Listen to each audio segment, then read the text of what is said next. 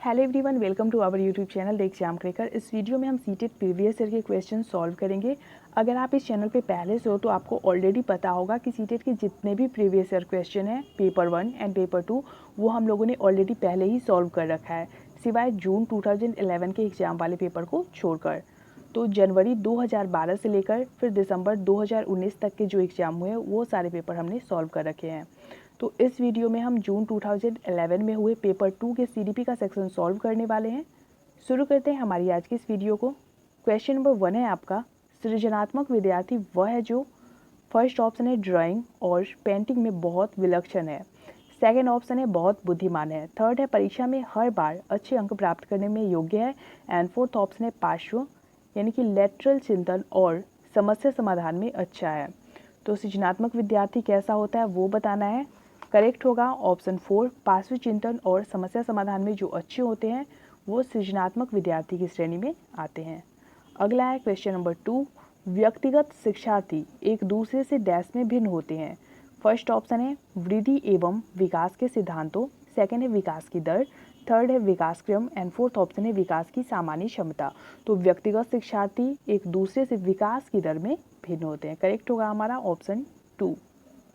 अगला है question number 3, प्रत्येक शिक्षार्थी स्वयं में विशिष्ट है। इसका अर्थ है कि फर्स्ट ऑप्शन है कोई भी दो शिक्षार्थी अपनी योग्यताओं, रुचियों और प्रतिभाओं में एक समान नहीं होते। सेकंड ऑप्शन है शिक्षार्थियों में न तो कोई समान विशेषताएं होती है और न ही उनके लक्ष्य समान होते हैं।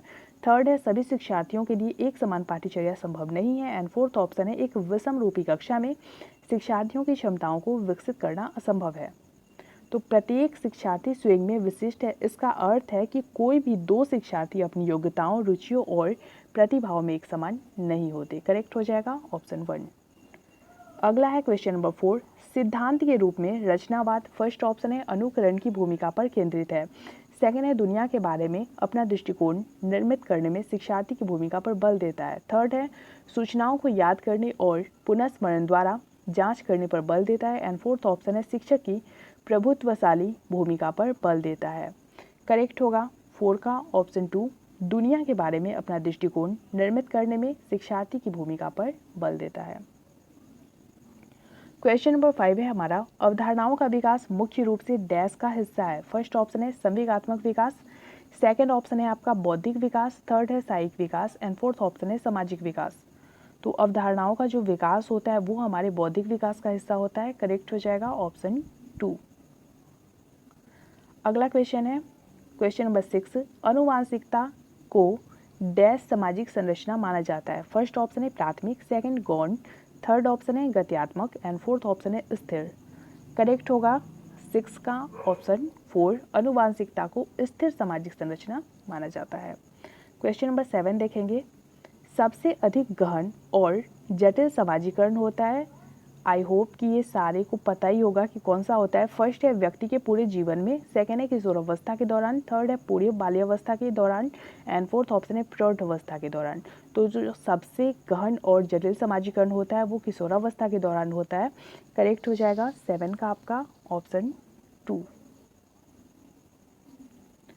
क्वेश्चन नंबर 8 है, शिक्षार्थी जो पहले सीख चुके हैं उसकी पुनरावृत्ति और प्रत्यास्मरण में शिक्षार्थियों की मदद करना महत्वपूर्ण है, क्योंकि फर्स्ट ऑप्शन है यह किसी भी कक्षा अनुदेशन के लिए एक सुविधाजनक शुरुआत है, सेकंड ऑप्शन है नई जानकारी को पूर्व जानकारी से जोड़ना सीखने को समृद्ध बनाता है, थर्ड है पूर्व पाठों को दोहराने का यह एक प्रभावी तरीका है, एंड फोर्थ ऑप्शन है यह शिक्षार्थियों की स्मृति को बढ़ाता है जिससे सीखना सुदृढ़ होता है। करेक्ट होगा 8 का आपका ऑप्शन 2, शिक्षार्थी जो पहले सीख चुके हैं उसकी पुनरावृत्ति और प्रत्यास्मरण में शिक्षार्थियों की मदद करना महत्वपूर्ण है, क्योंकि यह नई जानकारी को पूर्व जानकारी से जोड़कर सीखने को समृद्ध बनाता है। अगला है क्वेश्चन नंबर 9, पियाजे के अनुसार विकास की पहली अवस्था जन्म से लगभग 2 वर्ष की आयु के दौरान बच्चा डैश बेहतर सीखता है। तो किस चीज़ के द्वारा वो बेहतर सीखता है? फर्स्ट ऑप्शन है इंद्रियों के प्रयोग द्वारा, सेकेंड है निष्क्रिय शब्दों को समझने के द्वारा, थर्ड है अमूर्त तरीके से चिंतन द्वारा एंड फोर्थ ऑप्शन है भाषा के नए अर्जित ज्ञान के अनुप्रयोग के द्वारा। तो यहाँ पे पूछ रहा है जन्म से 2 वर्ष की आयु में। तो जैसा कि हम सभी जानते हैं कि जन्म से लगभग 2 वर्ष की आयु वाले जो बच्चे होते हैं वो इंद्रियों के प्रयोग के द्वारा सबसे अच्छा और बेहतर सीखते हैं। करेक्ट हो जाएगा हमारा ऑप्शन 1। क्वेश्चन नंबर 10 है, सीखने का वह सिद्धांत जो पूर्व रूप से केवल अवलोकनीय व्यवहार पर आधारित है। सीखने के डैश सिद्धांत से संबंध है। फर्स्ट ऑप्शन है संज्ञानवादी, सेकंड विकासवादी, थर्ड व्यवहारवादी एंड फोर्थ ऑप्शन है रचनावादी।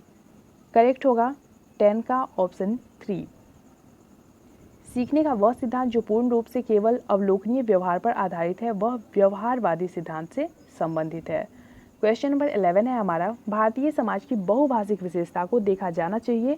फर्स्ट ऑप्शन है शिक्षण अधिगम प्रक्रिया के बाधा के रूप में, सेकंड ऑप्शन है हमारा विद्यालयी जीवन को समृद्ध बनाने के संसाधन के रूप में, थर्ड है विद्यार्थियों को सीखने के लिए अभिप्रेरित करने हेतु शिक्षक योग्यता की चुनौती के रूप में, एंड फोर्थ ऑप्शन है शिक्षार्थियों के लिए विद्यालयी जीवन को एक जटिल अनुभव के रूप में बनाने के एक कारक के रूप में। तो बहुभाषिक विशेषता को कैसे देखा जाना चाहिए? करेक्ट हो जाएगा 11 का आपका ऑप्शन 2, विद्यालयी जीवन को समृद्ध बनाने के संसाधन के रूप में।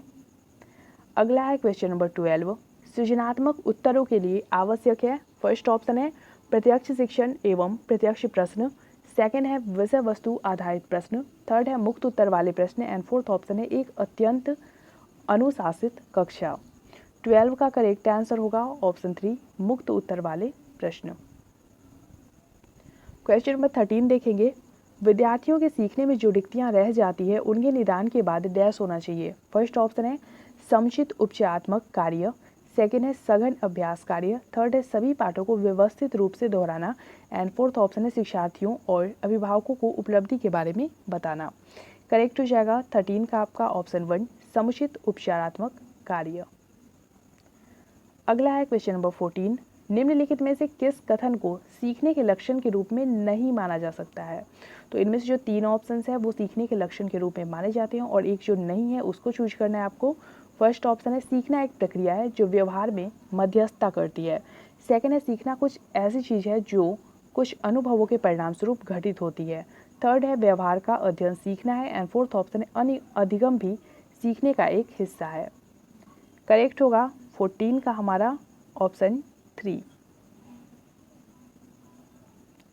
अगला है क्वेश्चन नंबर 15, शिक्षार्थियों को आत्मनियमन डैश की ओर संकेत करता है। शिक्षार्थियों का आत्मनियमन किसकी ओर संकेत करता है? फर्स्ट ऑप्शन है अपने सीखने का स्वयं पर्यवेक्षण करने की उनकी योग्यता, सेकंड है विद्यार्थियों के व्यवहार के लिए विनियम बनाना, थर्ड है विद्यार्थी निकाय द्वारा बनाए गए नियम विनियम एंड फोर्थ ऑप्शन है स्वनुशासन और नियंत्रण। 15 का करेक्ट आंसर होगा ऑप्शन 1, अपने सीखने का स्वयं पर्यवेक्षण करने की उनकी योग्यता। अगला क्वेश्चन है क्वेश्चन नंबर 16, निम्नलिखित में से कौन सा समझ के लिए शिक्षण को प्रदर्शित नहीं करता है? फर्स्ट ऑप्शन है परिघटना या अवधारणा को अपने शब्दों में अभिव्यक्त करने के लिए विद्यार्थियों को कहना, सेकंड है नियम कैसे काम करता है इसे स्पष्ट करने हेतु उदाहरण उपलब्ध कराने के लिए विद्यार्थियों को पढ़ाना, थर्ड है समानता और अंतर देखने और सादृश्यता स्थापित करने के लिए विद्यार्थियों की सहायता करना एंड फोर्थ ऑप्शन है विद्यार्थियों को एकांकी तथ्यों और प्रक्रियाओं को याद करने के योग्य बनाना। 16 का करेक्ट आंसर होगा हमारा ऑप्शन 4। क्वेश्चन नंबर 17, निम्नलिखित में से कौन सा कथन सीखने के बारे में सही है? फर्स्ट ऑप्शन है बच्चों द्वारा की गई त्रुटियां यह संकेत करती है कि किसी तरह का सीखना नहीं हुआ है, सेकंड ऑप्शन है सीखना उस वातावरण में प्रभावी होता है जो संवेगात्मक रूप से सकारात्मक हो और शिक्षार्थियों को संतुष्ट करने वाला है, थर्ड है सीखने के किसी भी चरण पर सीखना संवेगात्मक कारकों से प्रभावित नहीं होता है एंड फोर्थ ऑप्शन है सीखना मूल रूप से एक मानसिक क्रिया है। तो करेक्ट होगा 17 का ऑप्शन 2, सीखना उस वातावरण में प्रभावी होता है जो संवेगात्मक रूप से सकारात्मक हो और शिक्षार्थियों को संतुष्ट करने वाला हो। अगला है क्वेश्चन नंबर 18, मानव विकास कुछ विशेष सिद्धांतों पर आधारित है, निम्नलिखित में से कौन सा मानव विकास का सिद्धांत नहीं है? फर्स्ट ऑप्शन है निरंतरता, सेकंड है अनुक्रमणिका, थर्ड है सामान्य से विशिष्ट एंड फोर्थ ऑप्शन है प्रतिवर्ती। करेक्ट हो जाएगा 18 का ऑप्शन 4 प्रतिवर्ती। क्वेश्चन नंबर 19 है आपका, मूल्यांकन का मुख्य उद्देश्य होना चाहिए। फर्स्ट ऑप्शन है शिक्षार्थियों की त्रुटियां निकालना, सेकंड है शिक्षार्थियों की उपलब्धि को मापना, थर्ड है यह निर्णय लेना कि क्या विद्यार्थी को अगली कक्षा में प्रोन्नत किया जाना चाहिए एंड फोर्थ ऑप्शन है सीखने में होने वाली कमियों का निदान और उपचार करना। 19 का करेक्ट आंसर होगा ऑप्शन 4। क्वेश्चन नंबर 20, निःशक्त बच्चों के लिए समेकित शिक्षा की केंद्रीय प्रायोजित योजना का उद्देश्य है डैश में निःशक्त बच्चों को शैक्षिक अवसर उपलब्ध कराना। फर्स्ट ऑप्शन है नियमित विद्यालयों, सेकेंड है विशेष विद्यालयों, थर्ड है मुक्त विद्यालयों एंड फोर्थ ऑप्शन है ब्लाइंड रिलीफ एसोसिएशन के विद्यालयों। करेक्ट होगा 20 का ऑप्शन 1 नियमित विद्यालयों। अगला है क्वेश्चन नंबर 21, छोटे शिक्षार्थियों में निम्नलिखित में से कौन सा लक्षण पठन कठिनाई का नहीं है। फर्स्ट ऑप्शन है वर्ण एवं शब्द पहचान में कठिनाई, सेकेंड है पठन गति और प्रवाह में कठिनाई, थर्ड है शब्दों और विचारों को समझने में कठिनाई एंड फोर्थ ऑप्शन है सुसंगत वर्तनी में कठिनाई। 21 का करेक्ट आंसर होगा ऑप्शन 3 शब्दों और विचारों को समझने में कठिनाई। क्वेश्चन नंबर 22, एक शिक्षिका अपनी कक्षा के प्रतिभाशाली बच्चों की योग्यताओं की उपलब्धि चाहती है। अपने उद्देश्य को प्राप्ति के लिए उसे निम्नलिखित में से क्या नहीं करना चाहिए। फर्स्ट ऑप्शन है गैर शैक्षणिक गतिविधियों में आनंद लेना सिखाना, सेकेंड है तनाव को नियंत्रित करना सिखाना, थर्ड है विशेष ध्यान के लिए उन्हें उनके समकक्षियों से अलग करना एंड फोर्थ ऑप्शन है उनकी सृजनात्मकता को समृद्ध करने के लिए उन्हें चुनौती देना। तो एक शिक्षिका जो है वो अपने प्रतिभाशाली बच्चों के पोटेंशियल को चेक करने के लिए क्या करेंगी। तो यहाँ पे करेक्ट आंसर होगा ऑप्शन 3 विशेष ध्यान के लिए उन्हें समकक्षियों से अलग करना। ये जो है वो उनकी योग्यताओं को चेक करने का अच्छा उद्देश्य नहीं माना जा सकता है। अगला है क्वेश्चन नंबर 23, निम्नलिखित में से कौन सी विशेषता आंतरिक रूप से अभिप्रेरित बच्चों के लिए सही नहीं है।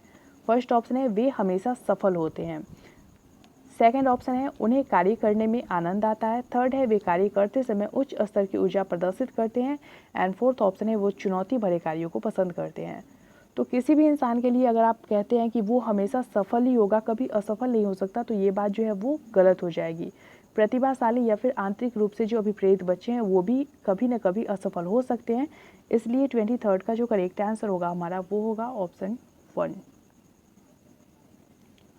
क्वेश्चन नंबर 24 है, निम्नलिखित में से कौन सा रचनात्मक आकलन के लिए उचित उपकरण